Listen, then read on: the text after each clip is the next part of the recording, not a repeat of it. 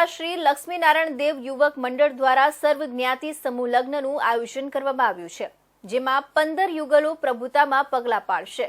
વિવાહ સંસ્કાર સમારોહમાં સંતો મહંતોની સાથે સાથે વડતાલ ધામથી ભાવિ આચાર્ય લાલજી મહારાજ આશીર્વાદ આપવા પધારશે। સુરતમાં પ્રથમવાર યોજાનારા સમૂહ લગ્ન અંગે માહિતી આપતા કહેવાયું કે 150થી વધુ હરિભક્તો સતત મહેનત કરી રહ્યા છે।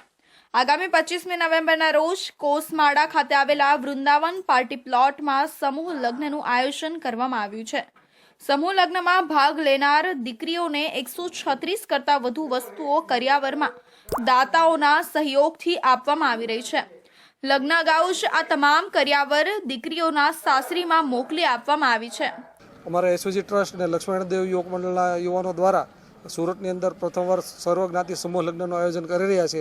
એમાં 15 દીકરીઓના લગ્નનું આયોજન કરેલું છે। આગામી 25/11/2024ના રોજ આ લગ્નનું આપણે વૃંદાવન પાર્ટી પ્લોટ અન્નપૂર્ણા હોટલની પાછળ કેનાલ રોડ કોસમાડા ત્યાં આયોજન રાખેલું છે।